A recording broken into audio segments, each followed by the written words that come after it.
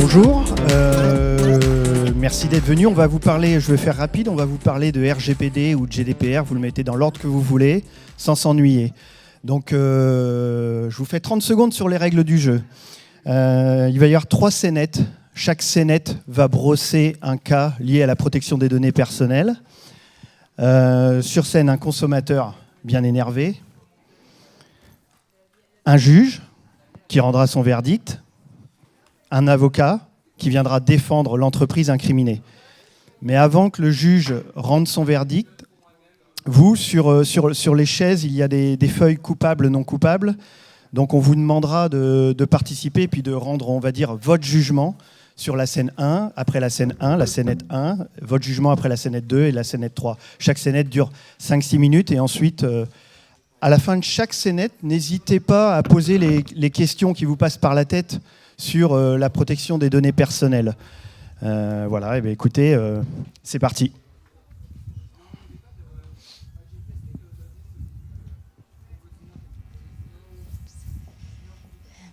Bonjour, je m'appelle Natacha Maison et j'ai souscrit un abonnement téléphonique auprès de la société BSFO. Je suis tout simplement furieuse, c'est-à-dire que cette société m'appelle tous les 2 jours pour me demander si je suis satisfaite de leur service ou non. Sauf que je ne suis absolument pas satisfaite de leur service. Cette société est tout simplement horrible, le cerveau et le réseau, pardon, est inexistant, les tarifs sont exorbitants. Bref, j'ai tout simplement envie qu'ils m'oublient. Et j'ai entendu parler justement du droit à l'oubli dans le RGPD et je souhaiterais exercer mon droit à l'oubli et qu'ils suppriment toutes les données qu'ils ont sur moi, mon numéro, mon nom, tout. Je voudrais savoir comment je peux faire et si c'est possible. Moi, je suis l'avocate de la société BSFO. Et il se trouve que ma cliente respecte parfaitement les obligations CNIL, les obligations RGPD, et elle met à disposition de tous ses clients, notamment vous, tous les moyens nécessaires pour que vous puissiez exercer vos droits, et notamment le droit à l'oubli. Mais pour cela, il faut envoyer votre demande par email à l'adresse qui est dédiée en justifiant de votre identité. Or, vous ne l'avez pas fait, et cela pose énormément de difficultés avec les risques d'usurpation d'identité. Mais justement, j'ai envoyé un mail avec en pièce jointe ma carte d'identité. Bon, alors effectivement, mais le droit à l'oubli dans cette situation, il ne peut pas s'exercer, Madame Maison. Je regarde dans votre dossier et je vois que l'abonnement, il a été renouvelé il y a 3 mois pour une durée supplémentaire de 2 ans. Droit à l'oubli, oui, mais ce n'est pas une cause de résiliation anticipée du contrat. Vous ne pouvez pas invoquer le droit à l'oubli pour mettre fin à votre contrat.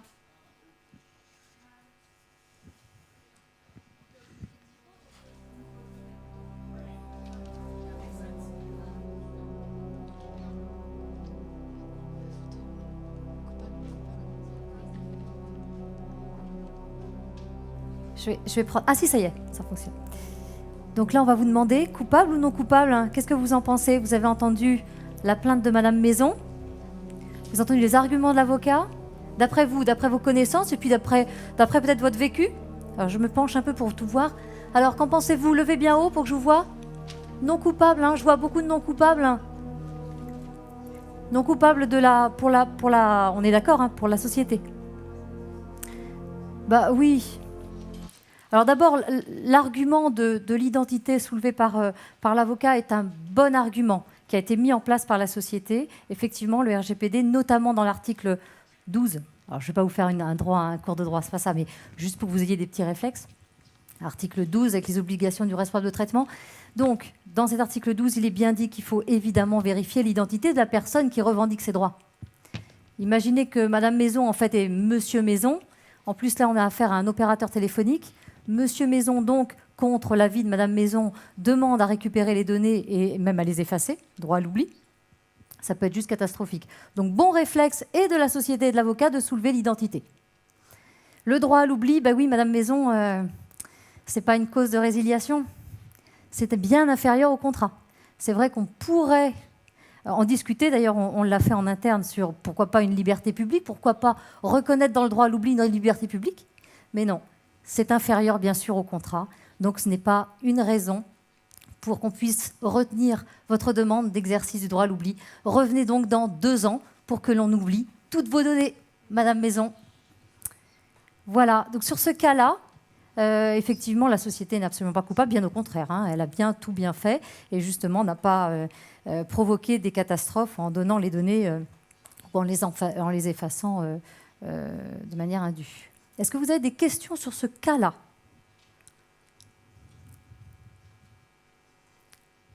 Pas de questions? Tout est clair? Si, on en a une, nous. Comment on peut confirmer son identité alors? Alors, dans le règlement général, c'est bien précisé qu'il faut vérifier. Hein, vous l'avez vu, je vous l'ai rappelé. Alors, cela dit, c'est vrai que est-ce qu'on va demander à chaque fois une pièce d'identité? Il y en a qui le font. Lorsqu'on est sur une plateforme et qu'on a accès par un code confidentiel, un mot de passe, à son espace privé, on peut estimer que, évidemment, lorsqu'on se connecte avec ces mots de passe, on a donné son identité, comme quand on passe des contrats. Donc ça, pas de problème. Après, c'est à vous de bien réserver vos mots de passe et de ne pas les donner à votre époux ou à votre épouse, notamment, ni à votre grand garçon qui se croit le grand adulte. Voilà. Sinon, je sais qu'il y a des clients chez moi en fait, qui ne veulent pas gérer les pièces d'identité. Donc, ce qu'ils font, c'est quand ils reçoivent une demande comme ça, que ce soit droit à l'oubli, droit à la portabilité, droit d'accès ou de rectification, ils envoient une demande de confirmation en disant voilà, on a bien compris, vous avez exercé à telle date votre droit à l'oubli, par exemple, hein, comme dans ce cas-là, et donc merci de nous confirmer que c'est vraiment vous qui l'avez exercé. C'est une bonne méthode, puisqu'en fait, on ne récupère pas d'autres droits, d'autres données à caractère personnel. Parce que gérer la carte d'identité. Bon, on n'a pas encore trop de recul sur cette procédure, mais je pense que ça, c'est vraiment une bonne idée. Oui. Je ne vous vois pas, hein, mais je vous entends.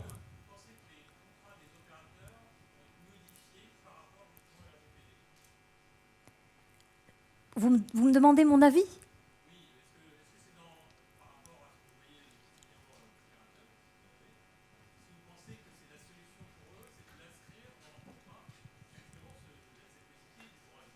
Oui, mais de toute façon, c'est juste, il n'y a même pas à réfléchir. Hein. C'est une obligation. C'est-à-dire que le règlement général, sachez-le, il est d'ordre public. Donc, même si ce n'est pas marqué dans le contrat, il s'applique. Le fait de le marquer dans le contrat, ça fait résonance avec votre obligation de conseil, tout ce qui est collaboration, tout ce qui est aller vers un consentement éclairé. Oui, bien sûr qu'il faut l'écrire dans le contrat. Il faut l'écrire aussi sur vos sites internet en disant bien vous pouvez exercer vos droits à telle adresse. Oui, bien sûr. Est-ce qu'il y a d'autres questions sur ce cas-là, hein? Après, il va y en avoir deux autres. OK. On passe à la scénette 2. Bonjour. Alors moi je m'appelle Jean-Louis Lauda. Moi j'ai envie de changer de vie, j'ai envie de changer de boulot. Alors j'ai confié mon destin à une agence de recrutement qui s'appelle Un Job, Une Passion. Mais ils sont en train de faire foirer toute ma recherche. Ils se sont permis d'aller rechercher sur Internet, sur les réseaux sociaux, toute ma vie privée. Et moi j'ai pas envie que ça se sache. J'ai pas envie qu'on sache que j'ai été expert comptable, aspirant comptable, stagiaire comptable, alors que moi, ce que je voudrais faire, c'est de la mécanique de haute précision dans une écurie de Formule 1, et ça ne matche pas. Résultat, j'ai 0 demande, et je suis pas content. Monsieur, le CV que vous avez envoyé à ma cliente était très incomplet. Sans votre formation et votre parcours d'expert comptable, n'apparaissait sur votre CV que vos petits boulots étudiants et vos hobbies, dont la Formule 1, il est vrai. Ma cliente n'est allée chercher sur Internet que les informations publiées sur des réseaux professionnels que vous aviez volontairement communiquées. Elle n'est pas allée chercher les informations publiées par vos amis Facebook. Il n'était pas non plus question de parler de votre autre passion pour Candy Crush. Oui, bien sûr, mais moi je me suis renseigné auprès de la CNIL. Et puis on m'a dit à la CNIL que les données personnelles n'étaient pas des données publiques. Alors, nous pouvons montrer à la CNIL que nous avons un registre de traitement et que nous gardons les CV que 2 ans, comme l'impose le RGPD. Nous savons ce qu'est le principe de minimisation et ma cliente n'a gardé que l'indispensable. Alors certes, vous n'avez pas communiqué à ma cliente ces données, Mais comme je vous l'ai expliqué, ces données étaient strictement professionnelles. Vous ne pouvez donc pas lui reprocher de ne pas les avoir exploitées. Alors, coupable ou non coupable, cette société, ce cabinet de recrutement qui enrichit ces bases de données avec des données prises sur les réseaux sociaux? Ah, là, il y en a qui ne savent pas. Hein. Il n'y a pas beaucoup de... D'accord? Bien, c'est assez partagé. Et vous avez raison, c'est assez partagé. On va débriefer. Mais... alors, d'abord, retenez une chose. Enfin, il faudra retenir plusieurs choses, bien sûr, sur le RGPD. Mais retenez une chose. Une donnée à caractère personnel, le synonyme de personnel, c'est physique. C'est une donnée à caractère, pas physique, mais d'une personne physique. Le synonyme, ce n'est pas donnée à caractère privé. Donc, privé et professionnel, c'est une même et seule personne, c'est une personne physique. À partir de là, qu'on ait des données en relation avec la vie privée, intime, des amis, etc., qu'on ait des informations professionnelles sur les études, le parcours professionnel, la vie dans l'entreprise, tout ça, ce sont des données à caractère personnel. Bien, alors ensuite, effectivement, tout ça, ces données-là, elles circulent sur les réseaux privés ou les réseaux professionnels. Ce sont des informations. Elles circulent, elles sont publiques. Et comme le disait l'avocat, bon, après tout, si vous les avez mises là, et en plus on a fait le tri, peu importe du tri. Mais vous les avez mises là, tout le monde est au courant, on enrichit donc notre base de données. Eh bien, c'est un petit peu plus ténu, mais le G29, qui est l'ensemble des CNIL européennes, s'appelle le G29. Ils ne sont pas 29, hein, c'est juste l'article 29 qui a créé le comité du G29. Non, mais ne calculez pas. Comment ça se fait 29 pays? Non, on n'est pas 29. Bon, c'est le G29. Le G29 recommande de ne pas exploiter, c'est-à-dire de ne pas enrichir vos bases de données que vous trouvez sur les réseaux. On a l'exemple là, alors c'est vrai que c'est caricatural, mais en fait, je suis sûre que ça existe. Donc, bien sûr, ce sont des informations, mais on ne les exploite pas parce qu'on n'a pas le consentement de la personne. D'accord? Il y a certaines données publiques qui sont, par exemple, des données officielles. Les données que l'on trouve sur les CABIS, par exemple. Là, il n'y a pas besoin du consentement de la personne. Des données que l'on trouve dans Voici également. Mais les autres, on ne peut pas les utiliser. Donc, effectivement, ensuite, l'avocat dit bien non, mais j'ai bien fait mon registre de traitement. Ce sont des CV, je ne les garde que 2 ans. Voilà, ils ont tout bien fait. Mais ils n'ont pas le droit d'aller pêcher des informations sur les réseaux sociaux sans l'autorisation de la personne concernée. Donc, oui, coupable, mais à mon sens, mais après, on verra, puis la CNIL, on n'a pas trop de recul encore, mais à mon sens, il n'y aura pas de sanction. La CNIL va dire, il faut plus faire ça. Et il faut nettoyer absolument vos bases de données. À mon sens, il n'y aura pas de sanction. Voilà. Donc, c'est pour ça que c'était partagé. Vous avez raison, c'est partagé. Est-ce que vous avez des questions complémentaires ? Question de la voix off. Est-ce que le cabinet de recrutement doit nommer un DPO? Ah, le DPO. Le DPO. Article 37 du RGPD. Alors, le DPO, ce n'est pas obligatoire. Hein. C'est obligatoire, vraiment, et les sanctions sont lourdes si vous n'en nommez pas un. Hein, mais dans 3 cas. Collectivité publique. Données à caractère particulière. Données à caractère particulière, ce sont les données de l'article 9. L'article 10, c'est tout ce qui est données de santé, données sur votre position politique, le syndicat, la biométrie, etc. D'accord ? Ces données-là, lorsque vous en avez beaucoup et que c'est votre activité de base, alors oui, il faut un DPO. Et puis, il y a le 3e cas. Le 3e cas, c'est vous avez des données normales, courantes, hein, mais vous les avez en masse sur les personnes et vous les travaillez et vous faites une surveillance systématique. Là, il faut aussi nommer un DPO. Hein, c'est vraiment en masse, en grande échelle. Ne me demandez pas ce que ça veut dire une grande échelle, parce qu'on n'a là encore pas de recul, donc je ne peux pas vous dire. Hein, c'est à vous de juger, c'est à vous d'argumenter s'il y a un contrôle de la CNIL. Pour moi, on a réfléchi, hein, vous dites, enfin, la CNIL vient vous voir. Vous dites, on a réfléchi, on sait que c'est à grande échelle. Pour nous, on a jugé que ça ne l'était pas. La CNIL dira si ça l'est. Et donc, il y aura un petit peu de ping-pong, mais il n'y aura pas forcément de sanctions. Attention quand même. Pour le DPO, attention. Donc là, pour le cabinet de recrutement, c'est quand même son job d'avoir une grosse masse de données. Ça fait partie de ses activités de base d'avoir des données idoines sur les personnes qu'elle conseille. Je conseillerais un DPO à vérifier. Oui.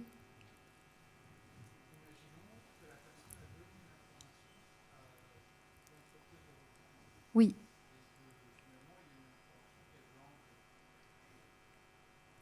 Elle a donné une première information. Elle a dit, voilà, j'étais expert comptable, pour reprendre l'exemple. J'étais expert comptable, mais elle n'a pas précisé qu'elle ne voulait pas le mentionner.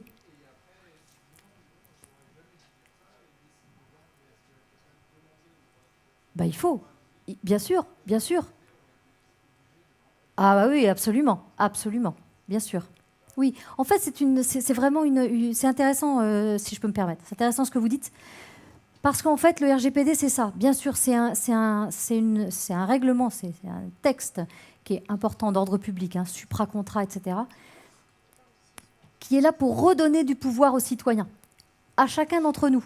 Et oui, c'est à nous de surveiller. Oui, c'est à nous de nous prendre en main et de voir qui a les données, pour quelles raisons, quelles sont les finalités. Pour quelles raisons?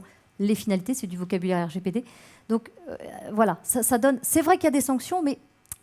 Il n'empêche que là, on a le pouvoir de surveiller et de dire non, non, je ne veux pas. Oui. Sauf si vous avez donc un contrat et que, bien sûr, on a besoin de vos données pour exécuter le contrat. Voilà. Oui.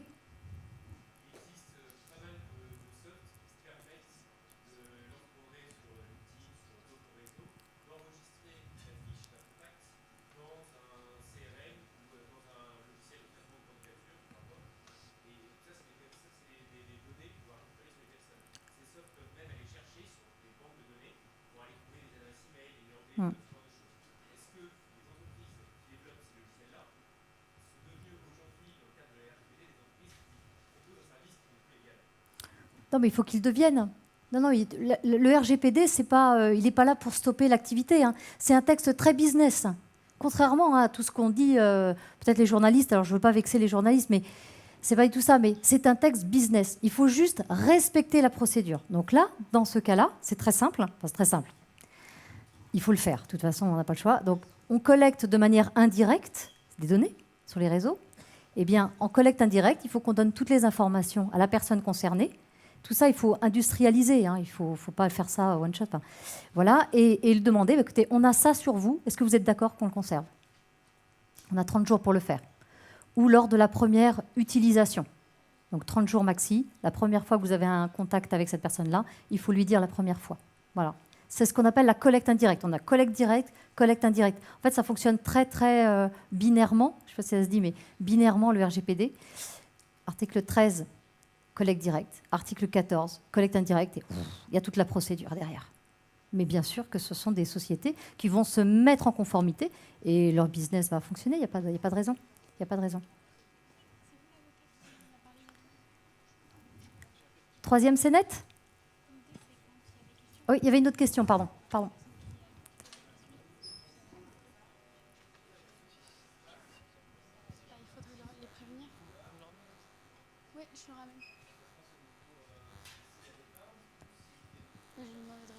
Il y a les deux. Ça peut être sur plainte.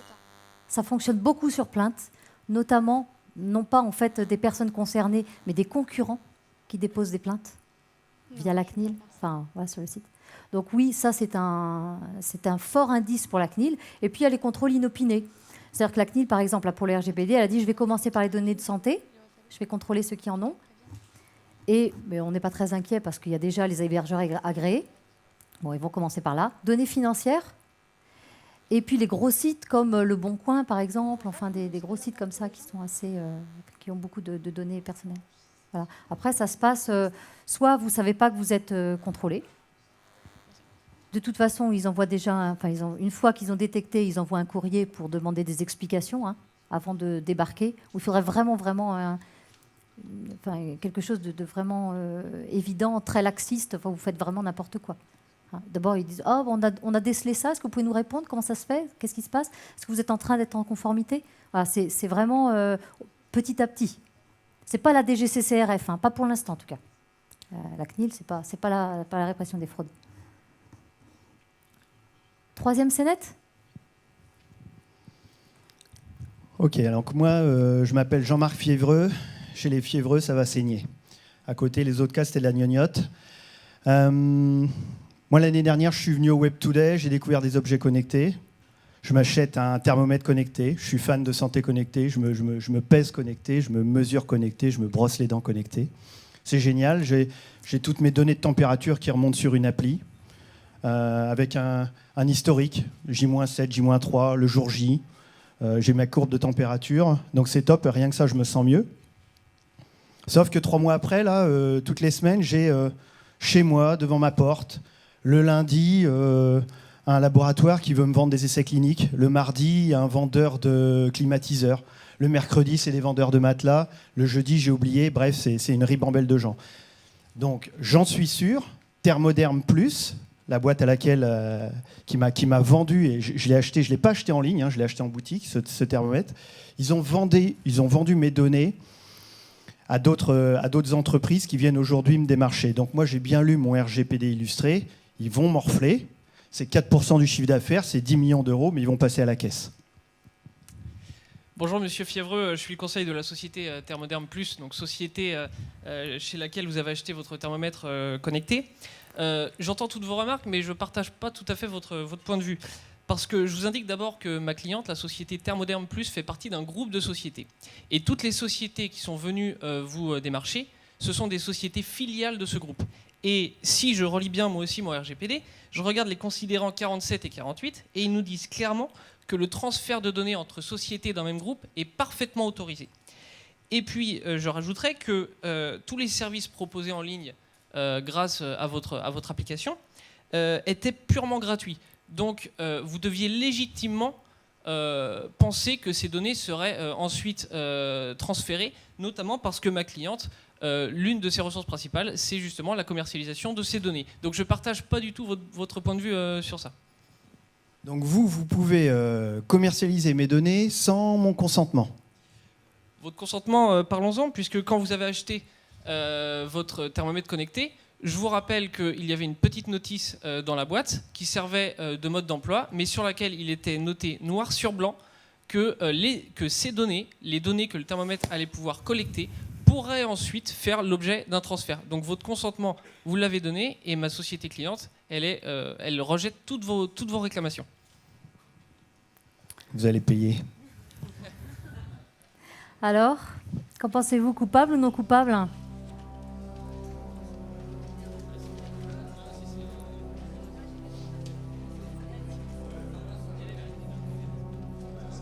Bon.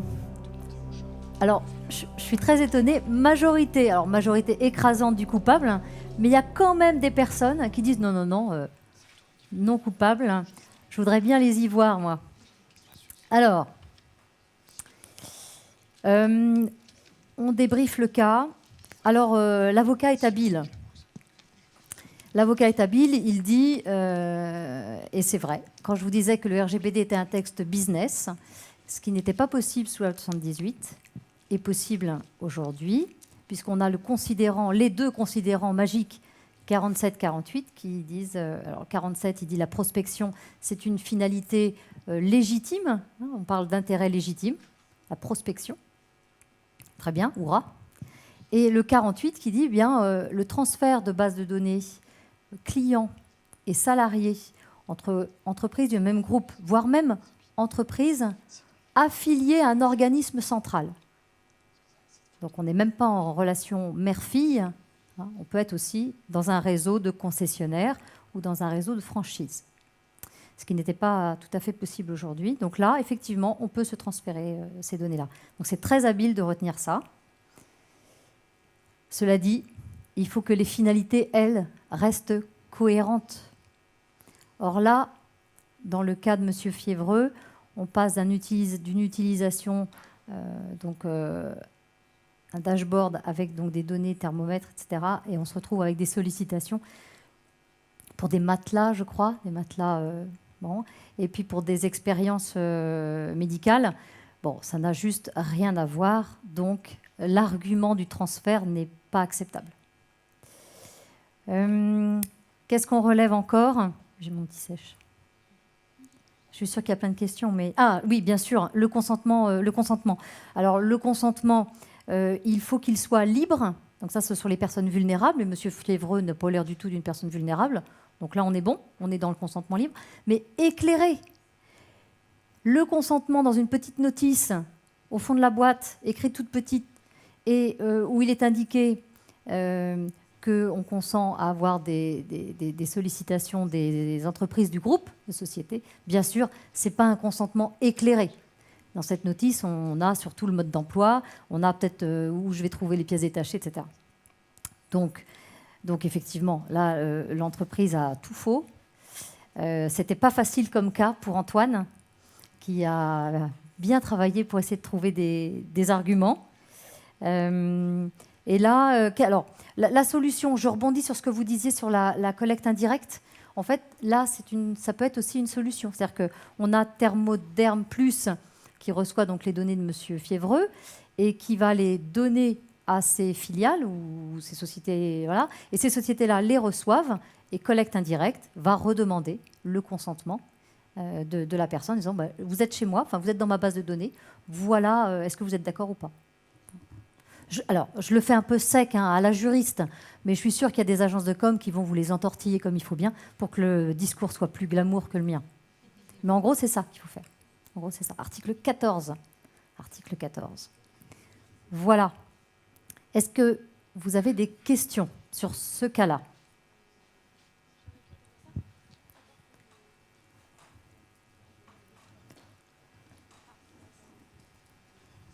Alors, s'il y a des questions, levez la main.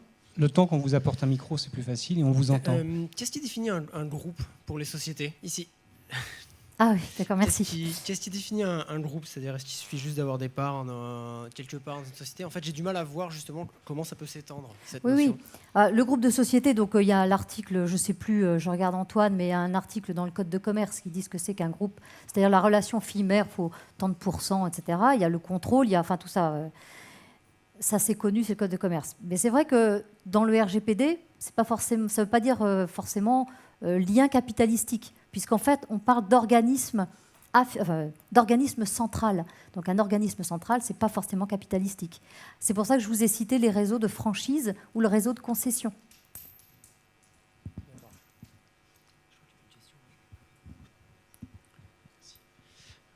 Moi, je voulais vous demander, qu'est-ce qu'on considère comme activité connexe? Enfin, je ne sais pas, c'était peut-être pas le terme que vous avez employé, mais est-ce que le législateur a montré ce qu'était une activité valable pour pouvoir faire un démarchage justement derrière?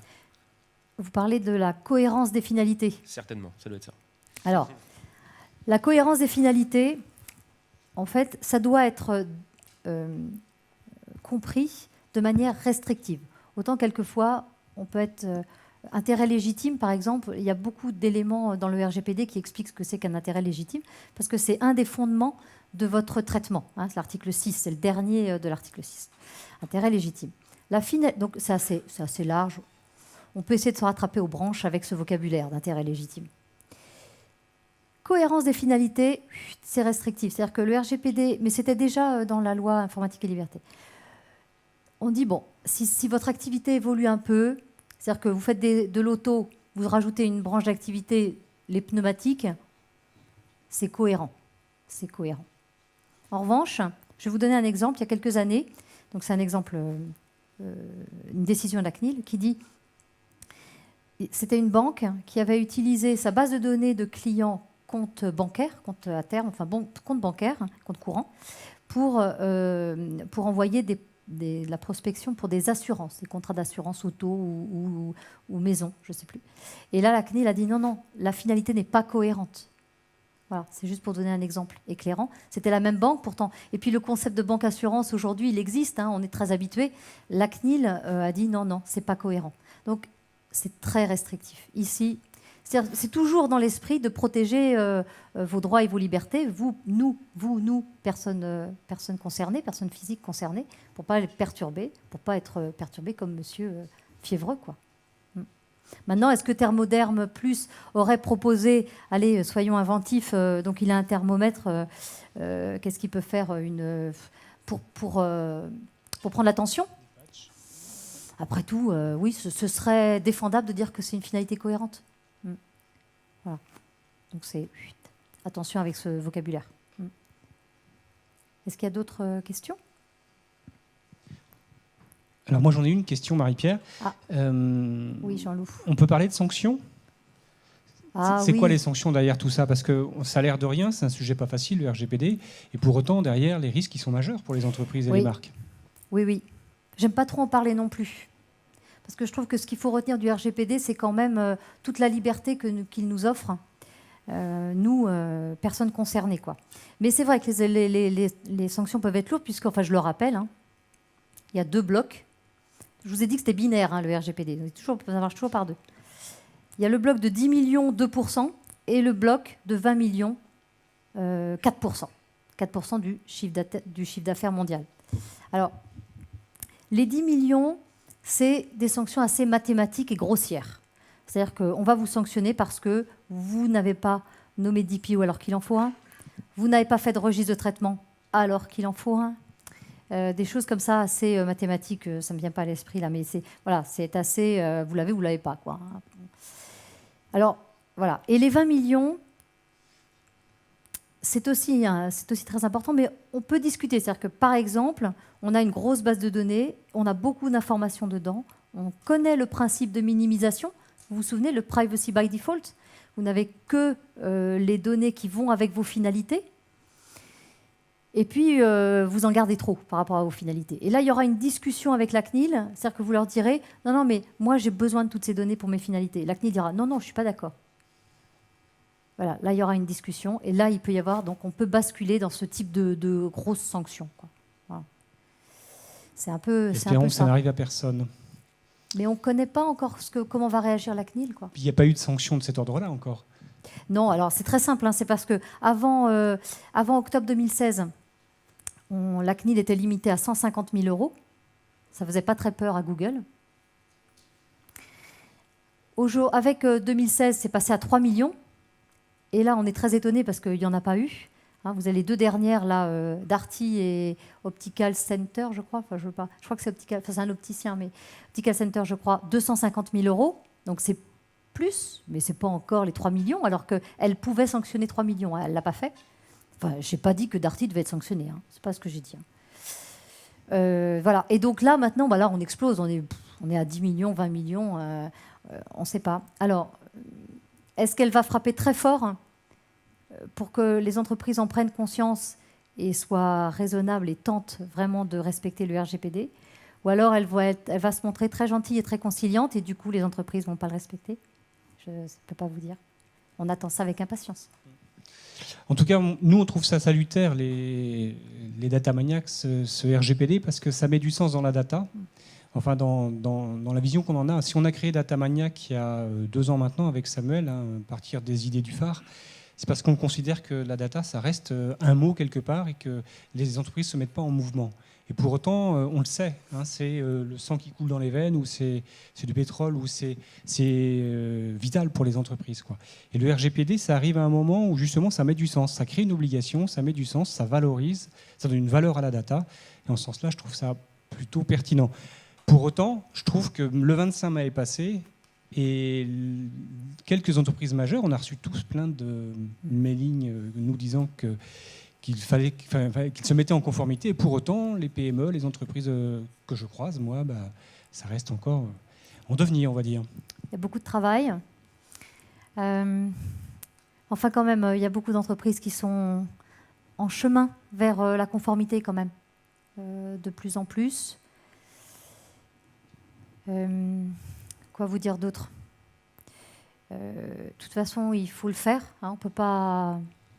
Et puis, il faut s'en servir au niveau commercial. N'oubliez pas, je ne sais pas si vous êtes suffisamment, enfin vous êtes attentif au comment est rattrapé le RGPD dans les journaux, mais c'est un argument commercial vis-à-vis de vos clients, vis-à-vis de vos prestataires, de vos fournisseurs aussi, d'être en conformité avec le RGPD. Ça peut être aussi discriminant par rapport aux autres, à mon sens. Ok. Est-ce que tu veux rajouter autre chose, Marie-Pierre? Est-ce qu'il y a d'autres questions?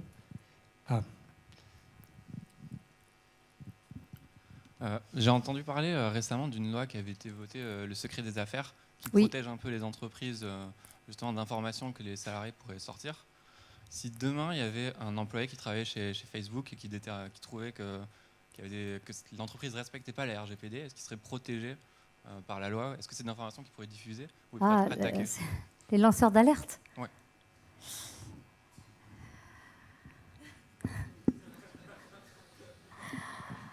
Je crois qu'on n'est pas encore très habitué aux lanceurs d'alerte. Il faudra voir son contrat. Alors, je ne botte pas en touche, hein, mais il faudra voir son contrat quand même, parce que autant le RGPD ou le secret des affaires, c'est au-dessus, hein, c'est supra-contrat.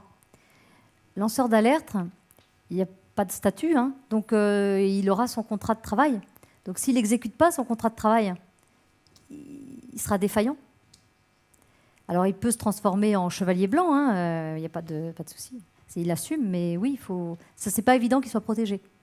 Ouais, ouais. D'ailleurs, le concurrent masqué, lorsqu'il dépose plainte contre son concurrent par la CNIL, il avance masqué. Merci. Il y a une question au fond là.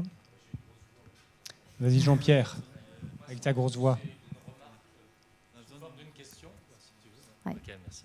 Donc plus une remarque sous forme d'une question, parce qu'on a tendance à se concentrer sur les données numériques, mais ça concerne aussi les archives papier, enfin, tout type de données. Absolument. Et je dirais qu'il y a aussi beaucoup d'enjeux, parce que quand on est dans une entreprise assez ancienne, des archives papier avec des choses qu'on ne devrait pas avoir, avec les prédécesseurs qui ont rempli des armoires qu'on n'a jamais vidées, sont concernés. Ouais, vous avez raison, hein. On parle beaucoup d'Internet, du digital et tout ça, mais bien sûr, le papier, alors sécurisé, et en plus, c'est tellement pragmatique, quoi. Les données RH, les dossiers des salariés, armoire fermée à clé.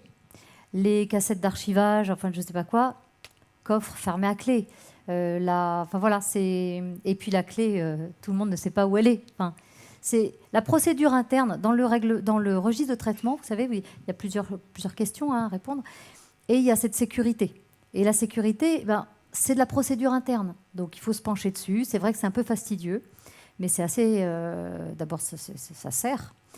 Et puis ça met aussi tout à plat, ça dépoussière. Mais oui, il y a aussi le papier. Hein. Ouais. L'archivage. Voilà. Ok, Marie-Pierre, je pense qu'on a fait le tour des questions. Ouais. À moins que tu veuilles rajouter quelque chose. Ah, il y a encore une question. En fait, on ne voit rien d'ici. Non. Je me demande un petit peu quelle est la responsabilité des sociétés de services quand elles créent un logiciel pour d'autres entreprises, donc des logiciels qui vont par exemple collecter des données.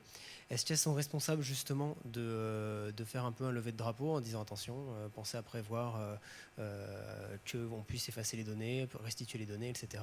Enfin, quelle est vraiment leur responsabilité là-dedans? Est-ce qu'on pourrait derrière se retourner contre elles également? C'est vrai qu'on n'a pas... On n'a pas parlé de cette autre partie du RGPD qui est juste très, très importante également. Toujours, je vous ai dit, ça marche sur deux jambes. On est responsable de traitement ou sous-traitant. On n'est pas autre chose. Soit l'un, soit l'autre. Et là, si vous êtes éditeur de logiciel, c'était votre cas, éditeur de logiciel, vous êtes sous-traitant.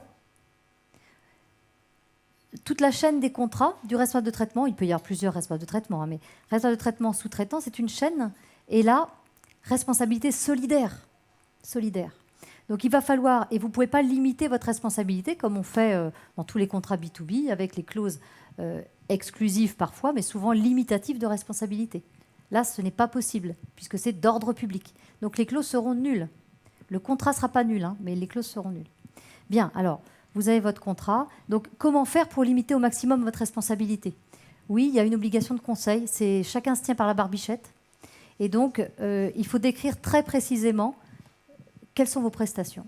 Et vous dites par exemple, je donne un exemple, vous dites par exemple à votre client, écoutez, moi je pars du principe que ce que vous me confiez, ce sont des données courantes, du type nom, prénom, voire même adresse de domicile, bon, à voir, hein, email, numéro de téléphone. Je pars de ce principe-là. Si vous avez d'autres types de données un peu sensibles et surtout particulières, vous vous souvenez, je l'ai dit tout à l'heure, article 9, article 10, hein, les données de santé, biométrie, tout ça. Si vous avez ces données-là, surtout, il faut absolument me prévenir parce que là, on rentre dans une autre catégorie. Oui, vous avez une obligation de conseil forte. Et puis, il y a des procédures à mettre en place. C'est-à-dire que vous avez des interlocuteurs privilégiés. Il faut tout de suite s'informer quand il y a des modifications. Il y a cette histoire aussi d'audit. Votre client, responsable de traitement, a le droit, et en plus c'est très lapidaire dans le règlement général, a le droit de venir vous auditer. Comme ça, il débarque, il a le droit. Donc, dans votre contrat, il faut que vous mettiez en place une petite procédure d'audit. Parce que vous ne voyez pas votre client débarquer chez vous, alors qu'il a le droit de le faire. Donc, tout ça, c'est à penser. Il y a une question au fond.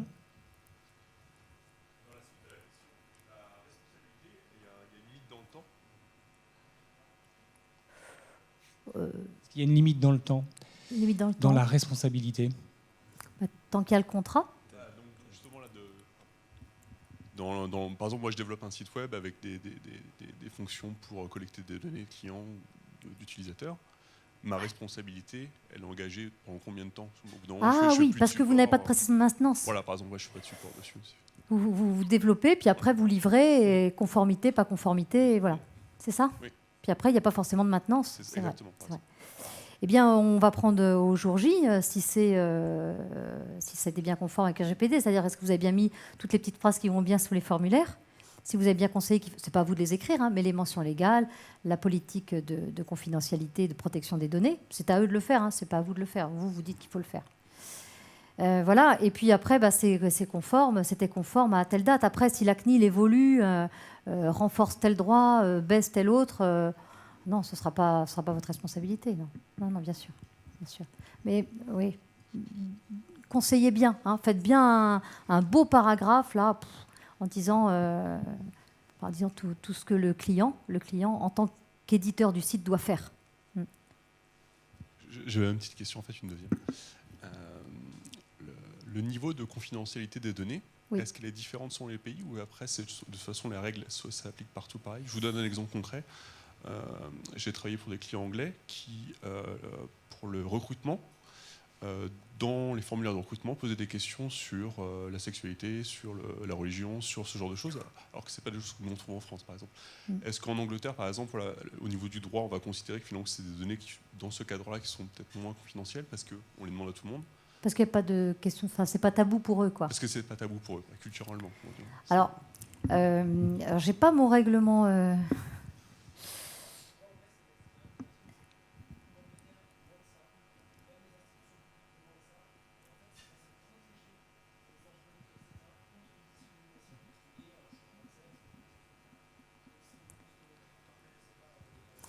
Non, mais c'est important ce que vous dites pour le débat. Alors, le règlement général, l'article 9, il est pour tous les pays, hein, tous les pays de l'Union, et aussi les pays étrangers qui auraient des données sur les ressortissants européens. Et dans cet article 9, toutes les données particulières, là, elles sont interdites de collecte. Interdites. C'est très clair, 9.1. Mais écoutez-moi bien, il ne faut pas que je vous perde, parce que le 9.2, il donne des exceptions, dont le consentement. Donc lorsqu'il y a ça, il faut vraiment mettre le paquet sur le consentement éclairé et explicite. Explicite le consentement. Dans l'autre côté, c'est implicite. Explicite. Donc peut-être là-dessus, il faut jouer. Est-ce que la loi anglaise peut être plus permissive que le règlement général? Non, c'est pas possible. C'est pas possible. Mais eux, ils vont certainement bien blinder le consentement. Les lois locales, hein, les lois des pays européens, peuvent être plus restrictives que le règlement général. Notre loi, elle n'est pas encore tout à fait... l'encre n'est pas encore sèche, hein, notre loi à nous, française. Donc je ne peux pas vous en parler. Il va peut-être y avoir des petites différences sur l'âge de la minorité. Voilà.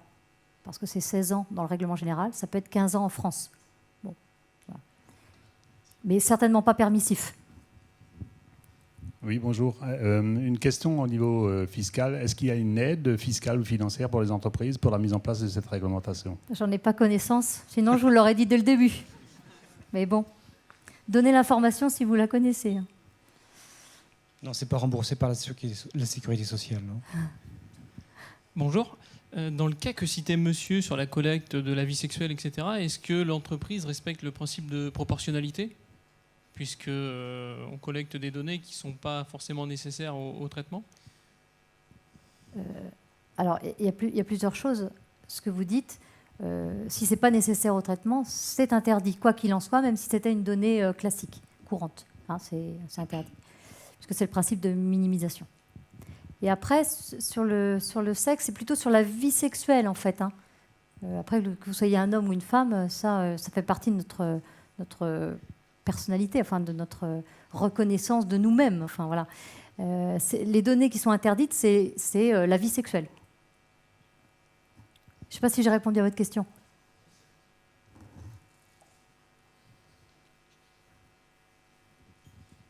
Bonjour. Donc j'ai entendu que la data c'était le pétrole de demain. En fait, j'ai surtout l'impression que ça se transforme en déchets Céveso. Puisqu'actuellement, en fait, toutes les entreprises qui ont trouvé cool de faire des data lakes, qu'est-ce que vous leur recommandez? De tout effacer ou d'essayer de se faire rattraper un consentement ou des choses comme ça? Déjà de se mettre en conformité avec le GPDR, enfin, il me semble. Ce serait... Pour les données, en fait, il faut pas mélanger. Enfin, comment dire? Il y a la data et à l'intérieur de ce big data, il y a les données à caractère personnel, mais c'est un tout petit comment dire? Tout petit océan, je ne sais plus comment vous dites, là, les économistes, mais c'est tout petit en fait par rapport à tout ce qui nous entoure comme data. Après, en plus, les données à caractère personnel, elles vont passer dans les données brutes lorsqu'on les anonymise. Donc le data lake, ça peut être aussi du big data organisé dans des bases de données, mais qui ne concerne pas le RGPD. Enfin, Aujourd'hui, ils n'en savent rien en fait. Si la data elle est anonymisée, si elle est... Ah bah il faut qu'ils s'y mettent. Hein. Ah, je suis désolée là. Ouais. Vraiment.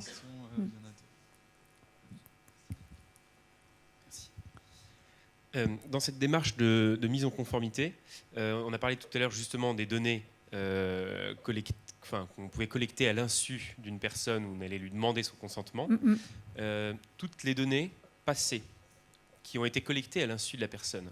Aujourd'hui, à qui appartient la responsabilité? Est-ce que c'est à l'entreprise qui a développé le soft justement pour pouvoir collecter ces données? Est-ce que c'est à l'entreprise qui possède aujourd'hui ces données? Et d'une manière générale, est-ce qu'il faut demander le consentement pour toutes les données déjà existantes? Non, il ne faut pas demander les données déjà existantes comme ça à tort et à travers. Alors, vous pouvez le faire, hein, vous prenez ceinture et bretelles. Mais c'est loin à gérer. Puis d'ailleurs, est-ce que vous allez vraiment gérer les refus? Non, je pense que c'est même un peu dangereux. Non, tout ce qui est donné, je dirais, lié à un contrat, donc tous les données clients, les données prospects, il n'y a pas de souci. Il n'y a pas de souci. Alors, vous n'avez pas besoin, mais si vous voulez le faire, vous pouvez le faire, encore une fois. Alors après, qui est-ce qui doit... Enfin, sur qui repose la responsabilité du consentement ou du contrat? Enfin, je dirais de la licéité du traitement. Hein, licéité, le fait que votre traitement soit conforme. C'est le responsable de traitement. C'est-à-dire c'est celui qui utilise les données et qui décide des moyens et des finalités. Donc ce ne sera pas le sous-traitant. C'est lui qui a la charge d'avoir une base de données propre en quelque sorte. Propre, licite. Voilà. C'est bien lui. Il y aura des jeux là-dessus parce que les entreprises qui collectent ces données, selon le business model, et certaines d'entre elles vont commercialiser la donnée elle-même. Ils ne vont pas vendre juste le soft, ils vont vendre le résultat finalement. Et donc, eux font un traitement en revendant le CV ou la fiche dans le CRM. Alors, ils sont responsables de traitement. Alors, c'est eux qui sont responsables. Ils sont responsables de traitement, okay. Ouais. Parce que c'est eux qui ont organisé la donnée en fonction des moyens qu'ils avaient décidés et pour telle finalité. Après, qu'ils revendent, qu'ils licencient, enfin, qu'ils font ce qu'ils veulent. L'autre récupère de manière indirecte. Vous voyez un peu le jeu? De manière indirecte, il est libre de faire ce qu'il veut dans les clous du RGPD. Lui, il l'a fait bien proprement. Il va dire à lui, vous le faites aussi bien proprement. Ah, je récupère de manière indirecte. Il faut que je demande article 14. Donc il faut que je demande le consentement. Bonjour monsieur Fiévreux, vous êtes dans ma base de données. Voilà, en gros, c'est ça. Et il devient responsable de traitement à son tour. Après, il utilise un prestataire, un éditeur de logiciel. Le prestataire, lui, il va agir sur instruction du responsable de traitement. Et lui, il est sous-traitant. Voilà. Merci. Merci Marie-Pierre. On nous fait signe, puisque l'intervenant suivant va arriver. Juste un petit mot sur Datamaniac. Donc, en fait, c'est ça l'esprit de Datamaniac, c'est faire du sérieux sans se prendre au sérieux, parce qu'on touche des sujets qui ne sont pas si faciles que ça à traiter, que ce soit la data, que ce soit le RGPD et d'autres. Voilà pourquoi on a créé, donc à partir de nos idées au phare avec Samuel au départ, datamaniac.com. Et puis datamaniac.com, c'était un manifeste qui est devenu un collectif. Il y a 300 personnes, décideurs, qui font partie de ce collectif aujourd'hui. Notre ambition, c'est d'en faire une organisation à part entière. Donc on y travaille beaucoup avec Marie-Pierre, avec Mick Lévy, que je vois dans la salle, et qui fera une super conférence demain d'ailleurs, je crois, au Trampolino, c'est ça, avec Aline Deschamps, avec Thomas Busson, avec Samuel, j'en oublie un, avec Jacques Priol aussi, puis avec d'autres qui vont y venir. Vous pouvez devenir Datamaniac si vous le souhaitez. Qu'est-ce qu'on y fait, hein? Donc, ce genre de choses, c'est-à-dire des rendez-vous, des rencontres pour démystifier, faire se rencontrer des utilisateurs de la donnée qui viennent expliquer à ceux qui se posent des questions comment mettre en mouvement les choses. Moi, je suis un peu comme vous, hein, vous disiez tout à l'heure, c'est du pétrole qui peut se transformer en Céveso, j'ai entendu ça. Mais nous, on a confiance dans la data et on pense qu'au contraire, c'est quelque chose qui peut être très structurant pour les entreprises et surtout porteur de valeur ajoutée et d'emploi. Parce que quand on voit ce qui se passe de l'autre côté de l'Atlantique, ce sont in fine des emplois qui s'en vont en Californie. Et moi, ça me navre. Voilà, donc nous, on croit à ça. On croit à l'idée que nos entreprises, si elles s'occupent de leur data, elles créeront de l'emploi. Vous pouvez devenir Datamaniac vous-même. Pour ça, c'est simple. Hein. Vous allez sur datamaniac.com, vous remplissez le formulaire sur lequel il y a effectivement qui est normalement en conformité avec le GPDR, datamaniac.com. Vous pouvez aussi aller sur le stand de Partema, puisqu'on a organisé cette session donc, avec Marie-Pierre de Partema. Vous avez un kakémono. Vous pourrez, Samuel, là, que vous avez vu tout à l'heure, nous a fait un magnifique horoscope du RGPD. Voilà. Si vous en voulez un, vous pourrez passer en prendre un, vous déposez votre carte de visite et vous deviendrez Datamaniac. Voilà, merci à vous, merci d'être venu, je crois que c'est le mot de la fin. Oui. Merci aussi à Samuel qui a beaucoup collaboré, qui a beaucoup travaillé. Samuel ? Tu veux venir, Samuel, une seconde ? Non, il s'en fout, enfin il s'en moque, mais c'est important.